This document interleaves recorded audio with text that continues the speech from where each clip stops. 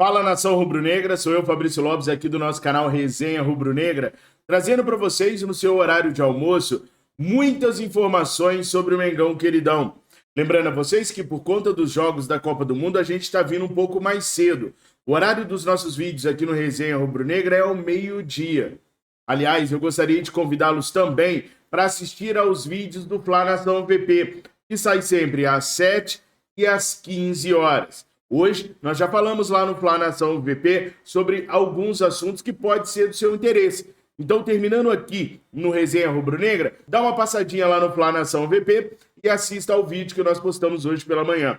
Mas nesse vídeo aqui, eu quero falar com vocês sobre Vitor Pereira.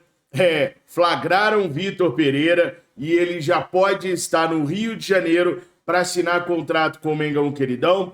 Eu quero falar sobre a choradeira da imprensa paulista, que agora os caras decidiram e definiram como fazer para acabar com toda a problemática envolvendo o Flamengo e Vitor Pereira. Eles já sabem como tem que fazer para poder se curar dessa ferida de traição que eles estão sentindo, dessa dor de corno que eles estão sentindo.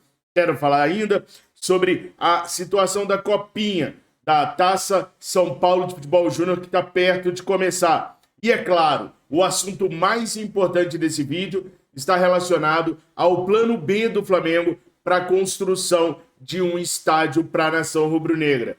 Por isso eu quero te pedir para não sair enquanto o vídeo não terminar. Fica até o final, deixa o seu like, se inscreva no nosso canal, compartilha os nossos vídeos e chama seus amigos e as suas amigas rubro-negras para conhecerem o Fla Nação VP e o Resenha Rubro-Negra. Assim eles vêm, quem sabe gostam e se inscreve nos canais. Agora, sabe quem está de volta aos nossos canais? O OneFootball. O OneFootball é o maior e melhor aplicativo de futebol do mundo. Com o OneFootball, nós podemos ver todos os resultados que estão acontecendo na Copa do Mundo. Tem agora uma novidade no OneFootball que chama Head to Head, que é a análise dos jogos que vão acontecer. Por exemplo, o Brasil vai jogar contra a Coreia do Sul. Lá no OneFootball, você consegue pesquisar os últimos 5 anos desse confronto, o que facilita a sua vida na casa de apostas, você que gosta de apostar em jogos. Então, não percam tempo. Corram agora mesmo e instalem o aplicativo do OneFootball no seu celular. O OneFootball, o maior e melhor aplicativo de futebol do mundo. O link está aqui na descrição desse vídeo, ok? Agora vamos falar só de Mengão queridão. Nação, no dia 2 de janeiro vai começar a maior competição de futebol de base do Brasil.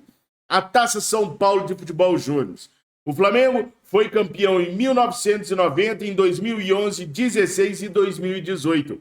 E agora vai iniciar a sua nova jornada para sermos campeão novamente dessa competição. É importante eu sempre salientar o seguinte: eu penso que jogadores da base não são jogadores feitos para ser campeões a qualquer custo, não. São jogadores para serem formados ou para serem vendidos ou para a equipe principal do Mengão queridão. Então, para mim, mais importante do que ganhar títulos na base é ter desempenho na base, jogar bem na base. Então, eu vou estar de olho nesses jogos da Taça São Paulo de Futebol Júnior. Vamos transmiti-los aqui no nosso canal Resenha Rubro-Negra, cobrindo para você com exclusividade o Mengão queridão, que já sabe qual é o seu grupo na Copinha. O Flamengo caiu no grupo 5, que tem as equipes do 15 de Jaú, da Aparecidense de Goiás e do Floresta do Ceará. Então o Flamengo tem como adversários um time de São Paulo, um time de Goiás e um time do Ceará. A sede da equipe do Flamengo será em Jaú, interior de São Paulo. Eu adoro a Taça São Paulo de Futebol Júnior. Vocês curtem? Coloque aí nos comentários se vocês gostam ou não da Taça São Paulo de Futebol Júnior. Eu gosto, porque a gente vê novos talentos do Mengão queridão. E nos próximos dias, eu vou trazendo mais informações para vocês sobre a Taça São Paulo de Futebol Júnior, quem são os jogadores inscritos pelo Flamengo, quem é o treinador, como o Flamengo vai se portar, quando vai chegar em Jaú, enfim. É só ficar ligadinho no Fla Nação VP e no Resenha Rubro-Negra, que vocês vão ficar sabendo de tudo sobre a Taça São Paulo de Futebol Júnior, que há pouco tempo atrás teve a participação do João Gomes, teve a participação do Lázaro, teve a participação do goleiro Hugo, que inclusive pegou pênalti em jogo decisivo. Tivemos a participação do Vitor Gabriel, do Matheus França, do Matheus Gonçalves, ou seja, tem muitos jogadores que o Flamengo vai utilizar esse ano que passaram pela Taça São Paulo de Futebol Júnior. Por isso eu acho importantíssimo a gente estar com o zoinho grudado nessa competição, que é a maior competição do Brasil de categorias de base. Agora o seguinte, nação, tá rolando aí uma imagem nas redes sociais do Vitor Pereira já no Rio de Janeiro. Como eu falei para vocês, o Rodolfo Landim vai interromper sua viagem lá no Catar e deve chegar no Brasil, mais especificamente no Rio de Janeiro, nessa semana, entre quinta e sexta-feira.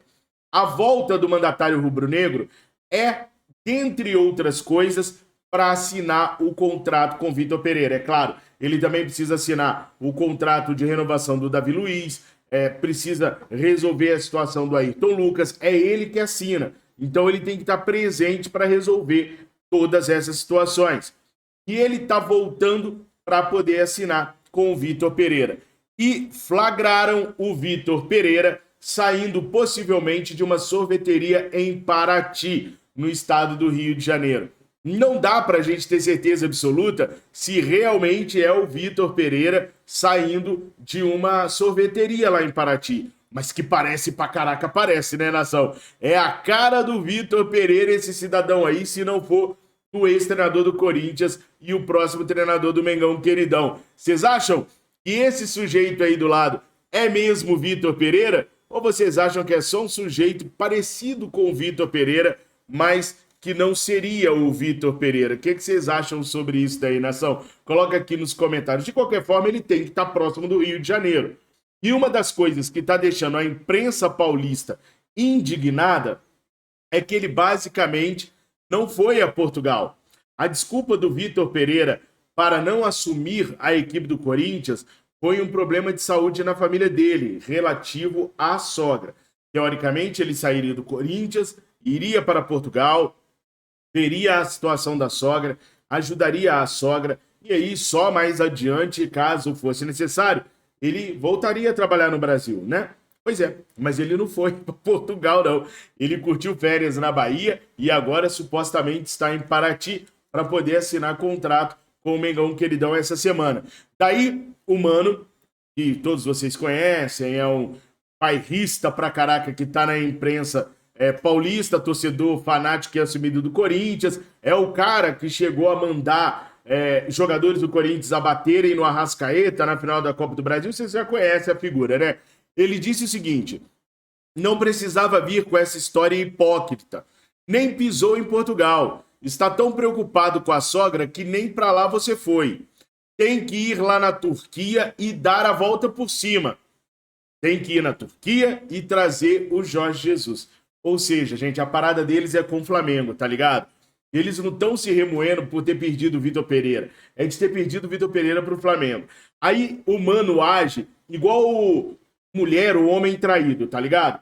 O cara que perdeu a mulher pro melhor amigo. Aí o que o cara quer fazer agora? Quer pegar a ex do melhor amigo pra dar o troco.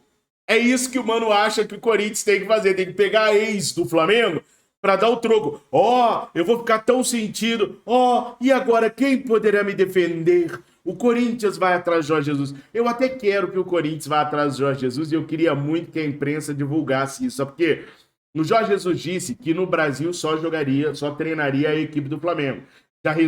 Já recusou o Atlético Mineiro, já recusou o Vasco da Gama, já recusou outras equipes que o procuraram.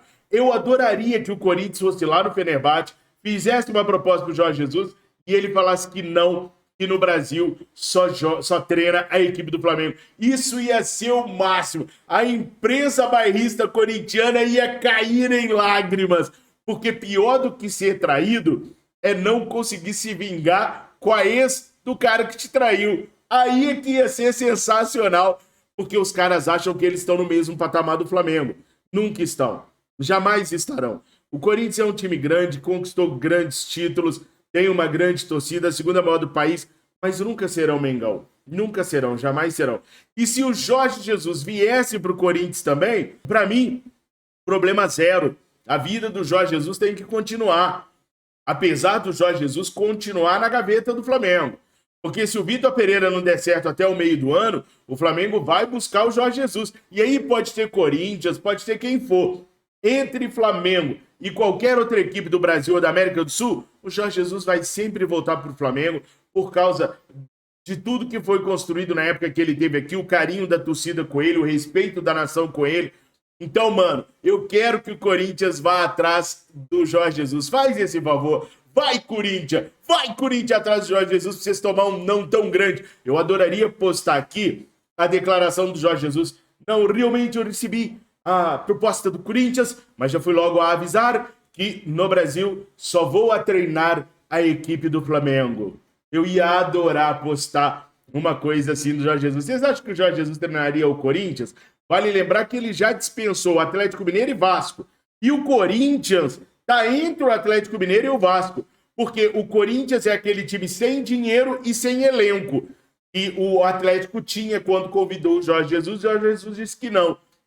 E o Vasco não tem dinheiro igual o Corinthians. Ou seja, o Corinthians está exatamente no meio do caminho daquilo que o Jorge Jesus não quer para si. E é óbvio que o Jorge Jesus vai conversar com o Vitor Pereira para saber como seria o Corinthians. E aí o Vitor Pereira diria, olha, eu não fiquei por causa disso, os caras são envelhecidos, nós não temos uma boa base no Corinthians e eles não tinham dinheiro para investir. Onde que o Jorge Jesus voltaria para o Brasil para ficar tomando piaba do Flamengo? Nunca! Mas vai, mano, vai lá, tenta buscar o velhinho, eu queria muito.